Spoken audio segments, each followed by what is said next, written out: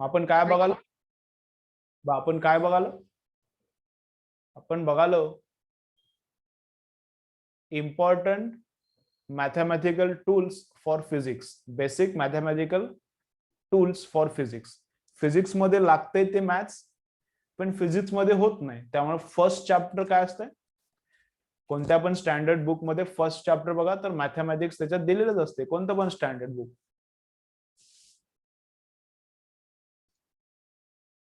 कोणतं पण standard book असलं तर त्यातलं फर्स्ट काय असतंय, मॅथ्स असतंय. तो पार्ट आपण बघालोय. कोण नवीन असतील तर ज्यांना माहिती नाही आपलं चालू काय, नाहीतर एक फोन मला काय आला होता, सर तुम्ही मॅथ्सच घ्याला नाही, फिजिक्सचा क्लास कशाला म्हणाला, सर मॅथ्सच शिकवाल तुम्ही.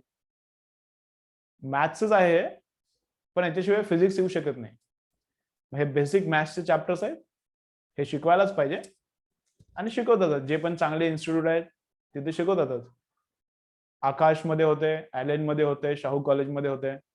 आणि जे भुलटे शेंबडे टीचर आहेत की ज्यांना मॅथ्स येत नाही, ज्यांना सॉल्व्ह करता येत नाही काही, मग ते काही शिकवत नाहीत, कारण त्यांनाच येत नाही, मी शिकवणार काय.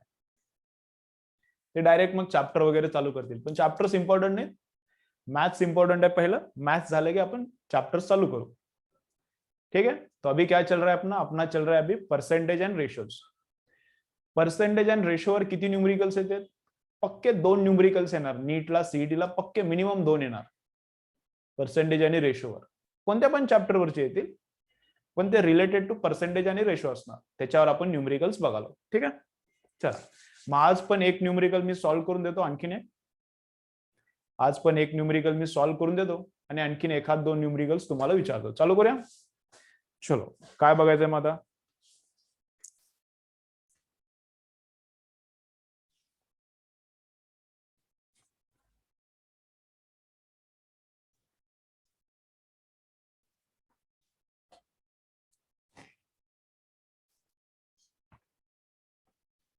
बा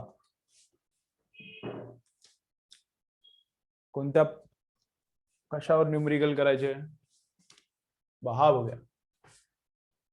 acceleration due to gravity is given by gm upon r square. Acceleration due to gravity is given by gm upon r square.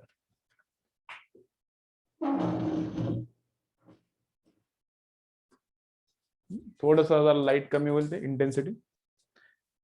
acceleration due to gravity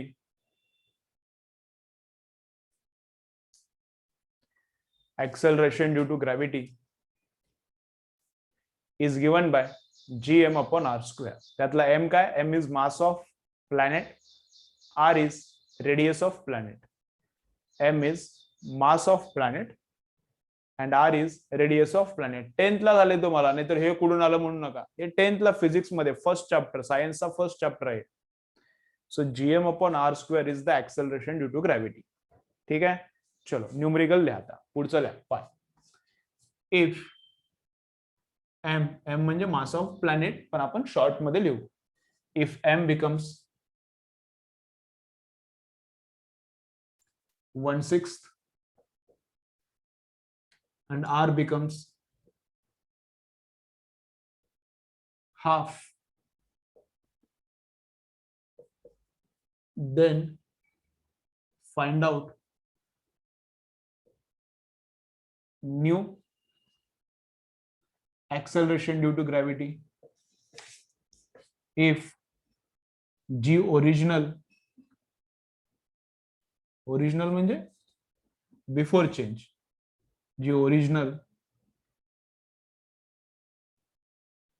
is 10 metre per second square. 10 metre per second square म्हणजे earth वरचा g. Okay, 10 metre per second square म्हणजे हे अर्थ वरचा g. मग काय झाला, चला इतकं लिहून घ्या, मी सांगतो काय क्वेश्चन आहे, मी सांगतो. चला लिहून घ्या.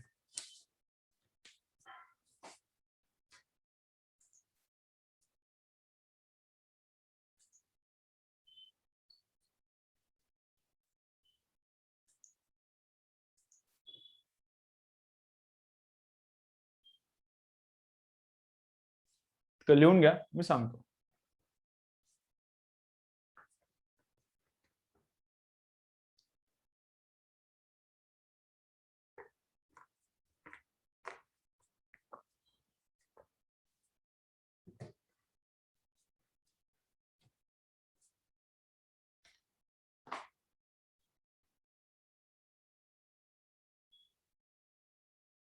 ठीक आहे.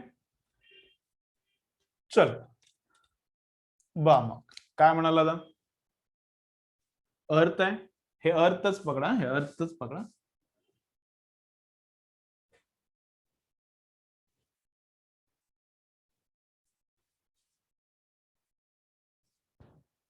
ओके चलो बा, हे अर्थ आहे किंवा ओरिजिनल लिहिलं असलं तर ओरिजिनल पण राहू दे, काय फरक पडत नाही.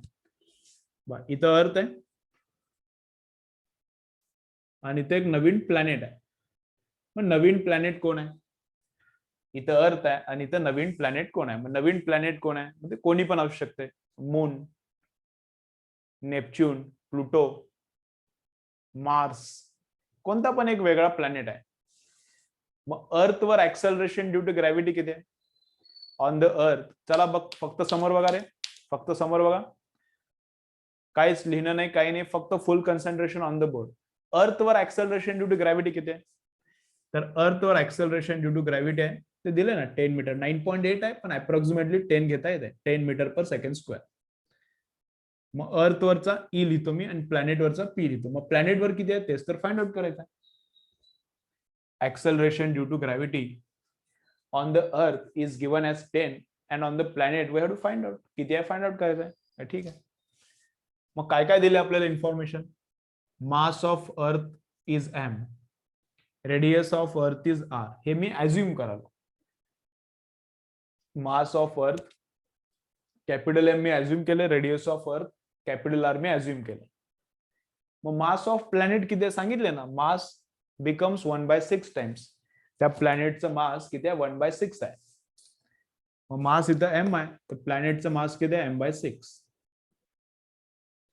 अर्थचं मास m, तर प्लॅनेटचं किती आहे? m/6. Radius becomes half.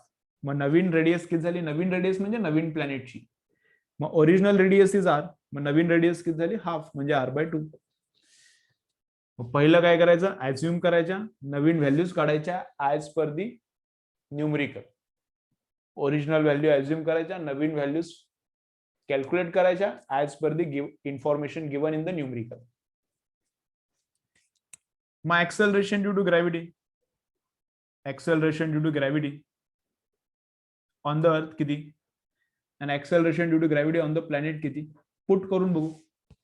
Okay, काल आपण खूप न्यूमरिकल्स केले, असे खूप नाही, 2-3 केले. मग acceleration due to gravity on earth काय फॉर्म्युला? तेच formula, gm/r². gm/r². acceleration due to gravity,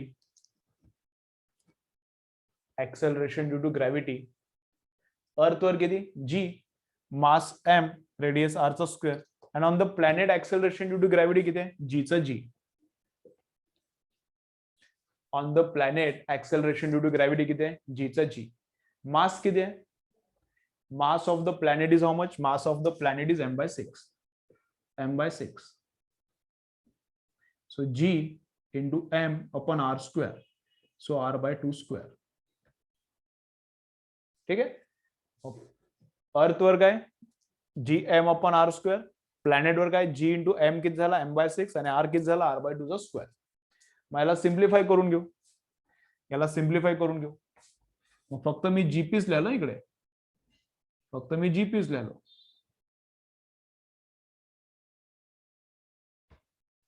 पहिलं जीपीस करून घेऊ, जीपी. ओके चलो बघा, स्क्वेअर केला.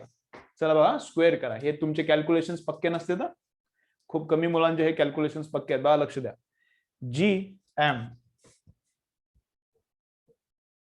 जी इंटू एम, जे डिवायडेड बाय 6 आहे ते पुढे येते, खाली येणार. जी इंटू एम आला, जे डिवायडेड बाय 6 आहे ते खाली येणार. खालच्याचा स्क्वेअर, आर स्क्वेअर किती येणार? आर स्क्वेअरच. आर स्क्वेअर किती येते? R square. आणि 2 चा स्क्वेअर किती येते? 4. मग हे 4 येते खाली, हे 4 येते खाली. लक्षात काय ठेवायचं बघा, खालच्याचा खालचा वरती जाणार. कसं लक्षात ठेवायचा? Denominator goes into numerator. डिनॉमिनेटरचा डिनॉमिनेटर वरती येणार, हे न्यूमरेटर आहे. डिनॉमिनेटर खालचा, त्याचा डिनॉमिनेटर हे वरती येत असते. ट्रिक सांगालो, बेसिक्स न केला तरी पण येते, पण लक्षात काय ठेवणार? खालचा भाग वरती जाणार.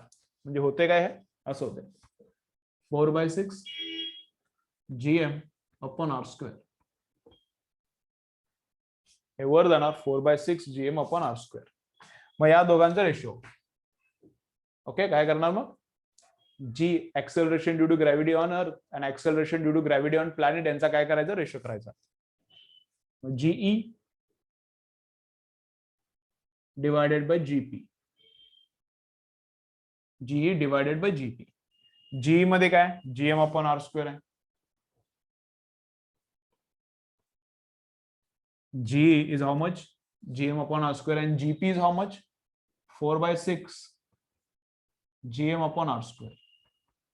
जीएम अपॉन आर स्क्वेअर ला जीएम अपॉन आर स्क्वेअर गेला, राहिला काय फक्त इथं हे डिनॉमिनेटर मध्ये राहिला काय 4/6.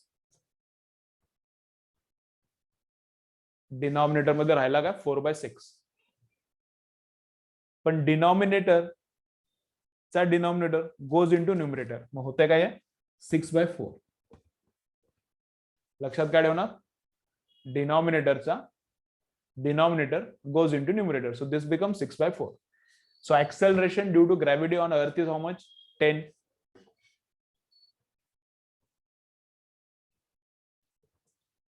Acceleration due to gravity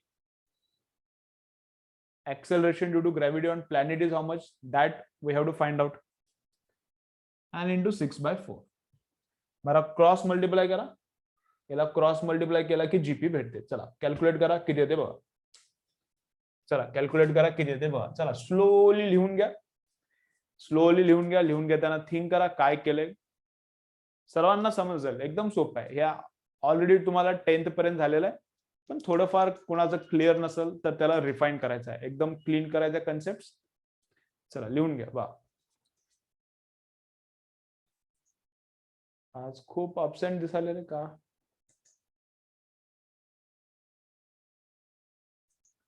Anjali दिसन झाली आज, नारायण दिसन झाला,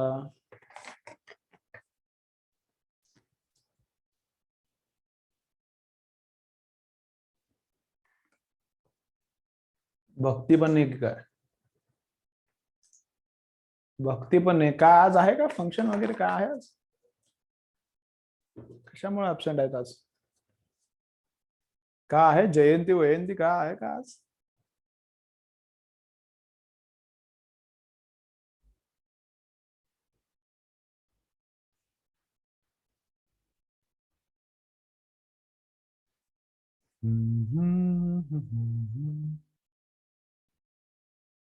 फ्रेंडशिप डे, फ्रेंडशिप मनवायला गेले की का ते लाल दोरे बांधायला गेले काय कोणाच्या हातात.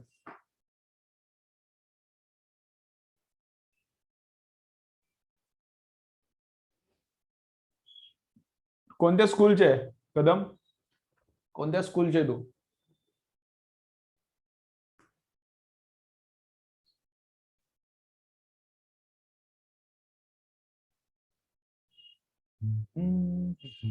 चलो बर ठीक आहे.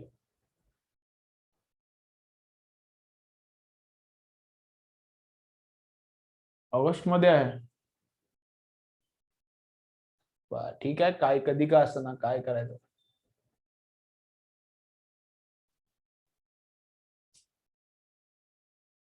ओके चलो मी परत एकदा रिपीट करतो. बरं आन्सर किती येते मला सांगा, आन्सर सांगा. फ्रेंडशिप डे आणि बेस्ट फ्रेंड डे असलं काय मला सांगत बसणार. आन्सर किती येते कामाच बोला मला, कितना आन्सर आ रहा है बोलो, बोलो आन्सर किती येते.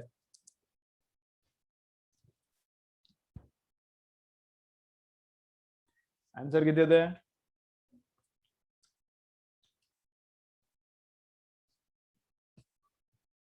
6.66 बराबर. आन्सर किती येते.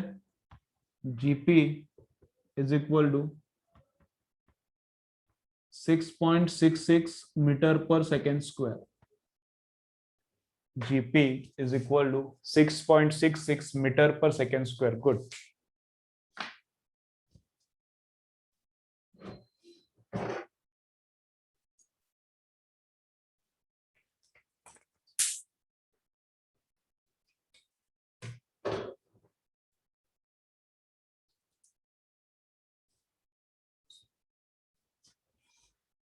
नंबर 2।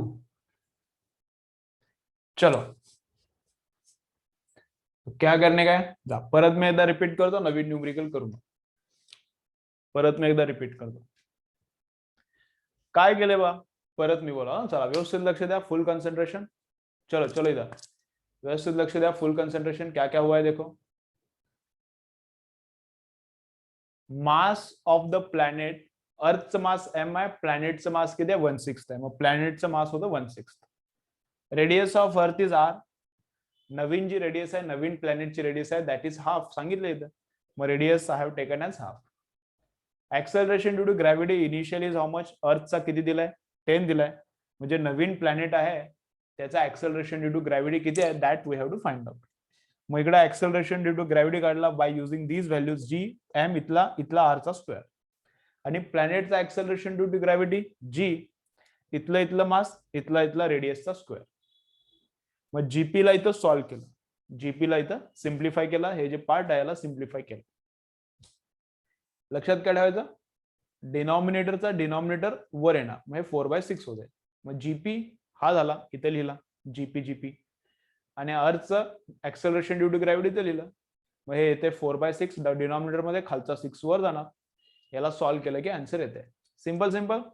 चलो होते सर्वांना अंडरस्टँड व्हायला, बोलो सर्वांना अंडरस्टँड होते. अरे अंजली किती वेळ झाला, कुठे होती.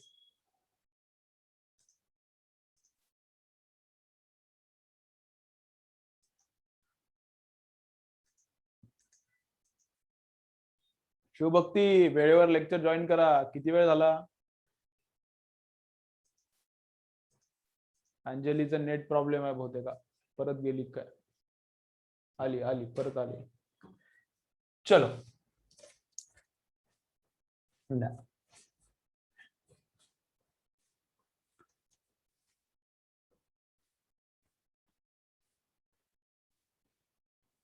चला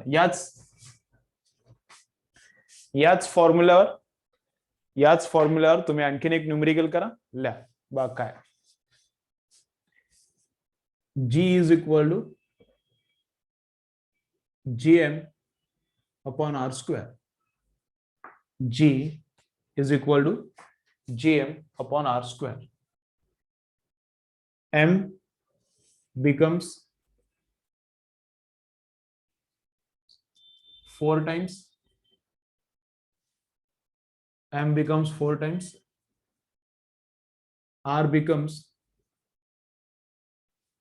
2 times. R becomes 2 times. Find out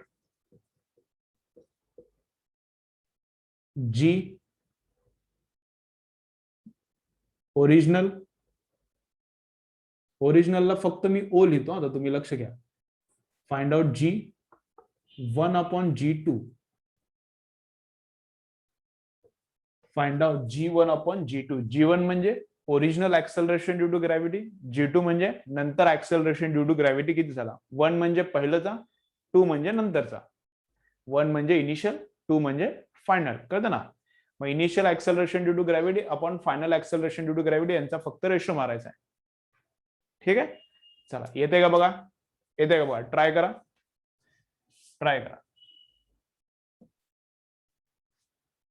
चलो ट्राय करा.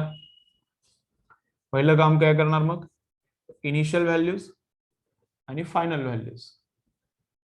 मग इनिशियल काय पकडणार, mass M, radius R. Finally mass किती झाला, रेडियस किती झाला. Acceleration due to gravity initially for use करा gm/r². ना acceleration due to gravity finally काढा gm/r², नवीन व्हॅल्यूज घेऊन, आणि G1/G2 फाइंड आउट करायचा. चलो करो, किती किती येते बघा. फक्त रेशो काढायचा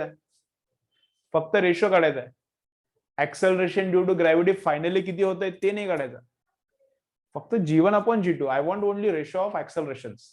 ओके चलो करो, मग ट्राय मारो.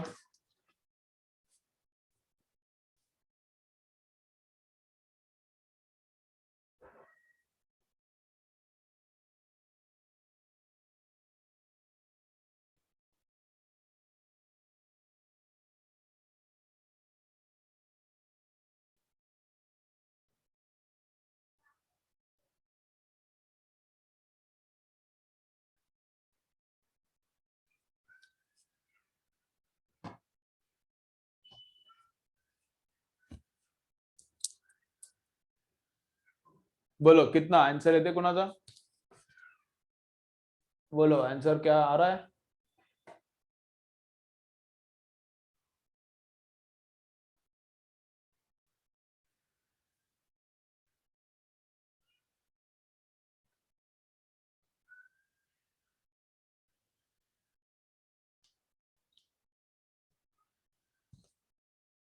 बोलो किसी का नहीं? करूं मैं इधर? चलो एक आंसर आ रहे करेक्ट है, एक आंसर आ रहे बरोबर आहे. बाकीचे बोला. रितेश नहीं, लफड़ा है हो गया, लफड़ा हो गया. रितेश वापस करो. अंजलि करेक्ट है. बाकीचे आणखीन. वैष्णवी गुड. बोला बाकीचे बोलो. छान छान छान. धनश्री चांगली गोष्ट आहे.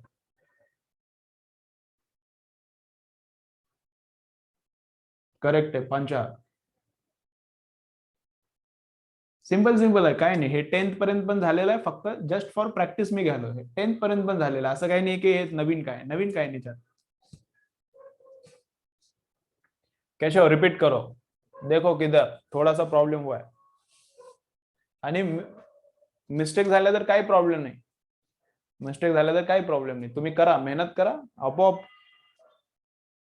आपोआप चांगले होत राहते, आपोआप इम्प्रूव्हमेंट होत राहणार.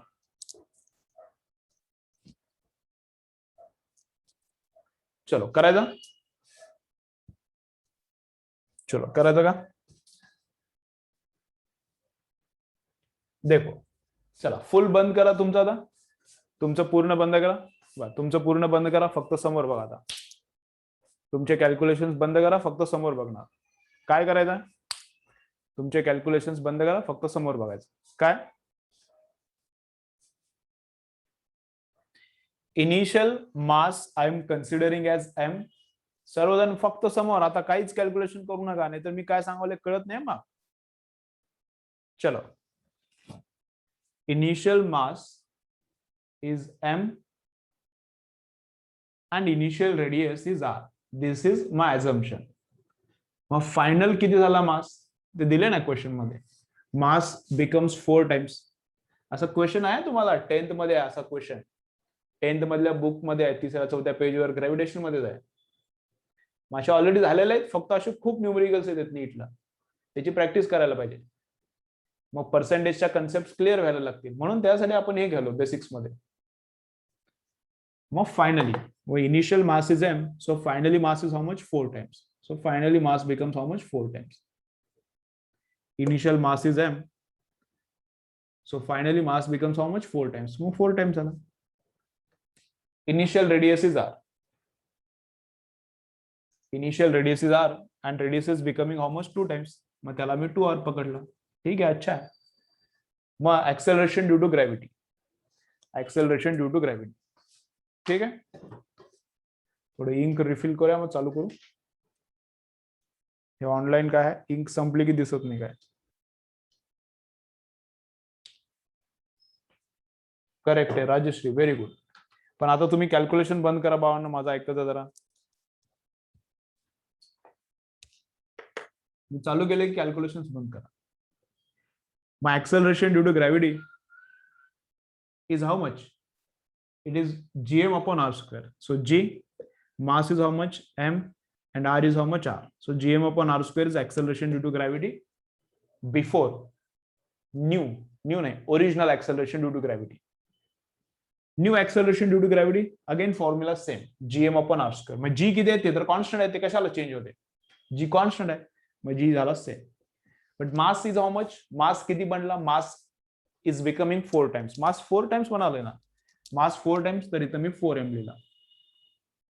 मास 4 टाइम्स बनते म्हणून मास 4 टाइम्स. इथं जे मास आहे ते लिहिला, and divided by R square. इथं जे आर आहे ते इथं लिहिली. मग आर किती आहे? 2r चा स्क्वेअर. मग हे किती येते बघा? 2 चा स्क्वेअर 4 आणि हा 4 कॅन्सल. मग G M upon R square. 2 चा स्क्वेअर 4 आणि हा 4 कॅन्सल, आणि हा आर स्क्वेअर खाली राहिलाय, GM upon R square. So final acceleration due to gravity is gm upon r square. Initial acceleration due to gravity is also gm upon r square. मग ratio मारायचा आहे, रेशोच पाहिजे ना आपल्याला. आपल्याला क्वेश्चन मध्ये काय फाइंड आउट करायला विचारले? We have to find out ratio.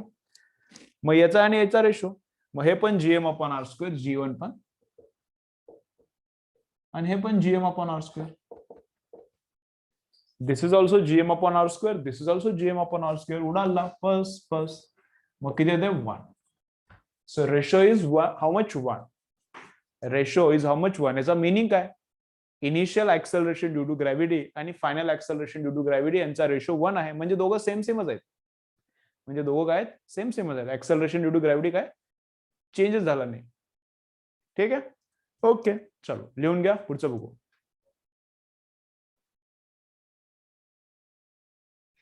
ठीक आहे. काय काय मिस्टेक झाल्या बघा. कुणाकुणाच्या मिस्टेक झाल्या असली, थोड्याच छोट्याच मिस्टेक होणार आहेत, एकदम छोट्या सिली मिस्टेकच झाल्या असतील, चेक करा, करेक्ट करून घ्या.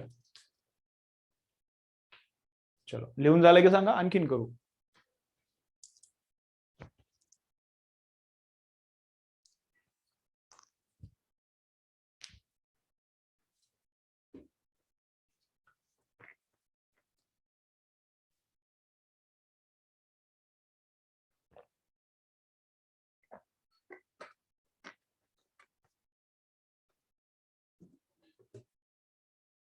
चलो झालं की झालं, सांगा रे मला डन म्हणून.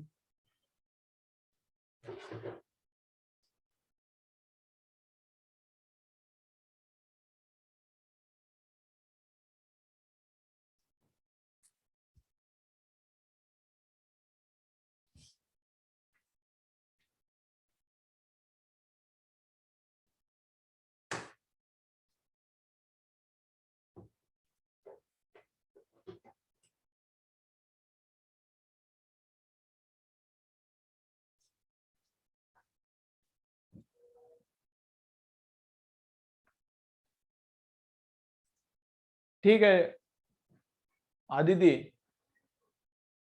नेट बरोबर चालत नसेल तर नंतर बघा, मी रेकॉर्ड करतो, अपलोड करतो.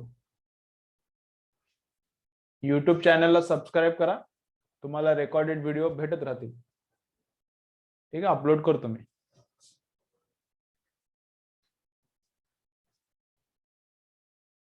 आणि लेक्चरचा पण टायमिंग सकाळच्या वेळेत आणूया लेक्चर, म्हणजे ऑफलाईन पण चालू करायचं आणि त्याच वेळी ऑनलाईन पण.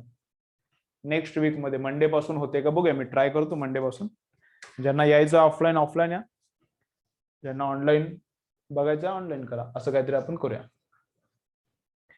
काय एक्सप्लेनेशन, काय जीचा फॉर्म्युला काय, परत मी एक्सप्लेन करतो बा. जीचा फॉर्म्युलाच काय, जीएम अपॉन आर स्क्वेअर. मग जी आहे एम किती झाले 4m घेतला, आपण आर किती झाली रेडियस 2r ठेवला, 2r चा स्क्वेअर. इथं आत स्क्वेअर लिहिला मी, जरा ते हे केले, मिस्टेक केले, स्क्वेअर इकडे बाहेर लिहायला पाहिजे. ओके, जी इंटू मास किती आहे 4m अपॉन रेडियस किती झाली 2r, मग 2r चा स्क्वेअर. मग 2 चा स्क्वेअर किती 4, या 4 ला हे 4 गेला आणि r चा स्क्वेअर इथं r स्क्वेअर आला. कळलं ना? मग या दोघांचा रेशो मारला तर काय सगळं संपलं ना, 1च झालं. ठीक आहे, चलो सिंपल आहे. काय चिल्लर पार्ट आहे. चलो प्रॅक्टिस करायला पाहिजे पण याची. चलो आणखीन एक न्यूमरिकल करू फायनल, मग मंडेच्या पेपरचे डाउट्स करूया. जे आपला पेपर झाला, पेपरचे डाउट्स करू आणि पेपरच्या मार्क्सचं डिस्कशन पण करूया, फायनल न्यूमरिकल. ठीक आहे, चला कशावर करायचं फायनल न्यूमरिकल, कशावर करायचं ल्या. थोडस डिफरंट देतो मी, थोडासा डिफरंट फॉर्म्युला देतो, पण तुम्हाला ऑलरेडी झालेला आहे 10th फिजिक्स मध्ये ऑलरेडी झालेला आहे. ल्या power in the resistance is equal to I²R. Power consumption in the resistance is I²R. ल्या ऑलरेडी झालेला आहे ना हे तुम्हाला. ल्या power in the resistance is I²R. If current becomes 3 times, R becomes 1/3,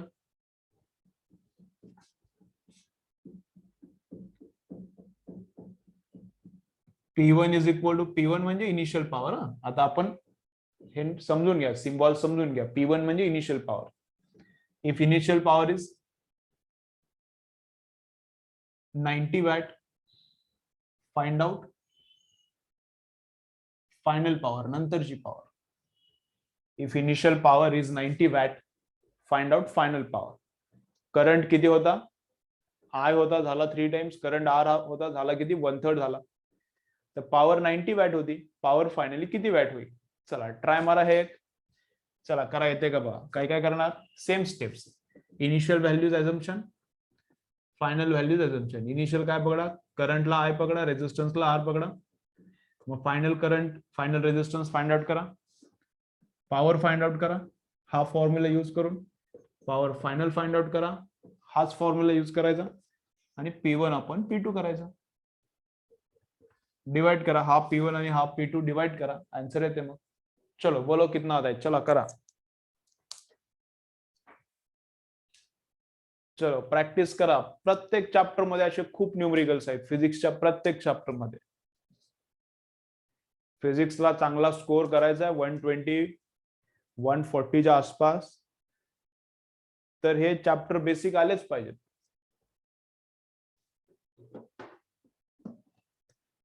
आणि फिजिक्स मध्ये न स्कोर करता MBBS ला लागणे आणि गुड इंजिनिअरिंग कॉलेजला जायचे दिवस गेले आता. होत नाही. 130 140 आलेच पाहिजे फिजिक्सला. 120 आलेच पाहिजे. चलो अंजली किती बोलाली? ओके. नाही अंजली परत करा, काहीतरी मिस्टेक झाली. परत करा, काहीतरी मिस्टेक झाली.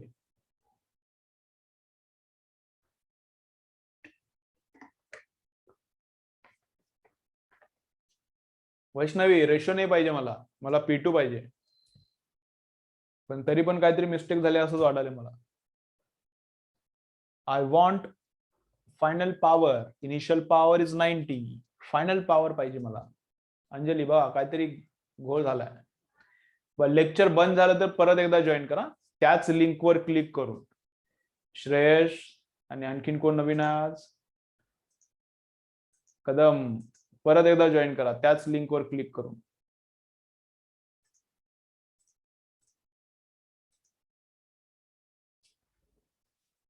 राजश्री करेक्ट आहे. गुड. बाकी लोक बोला. चला परत एकदा जॉईन करा, मग मी सॉल्विंग चालू करूया. परत जॉईन करा, सॉल्विंग करू.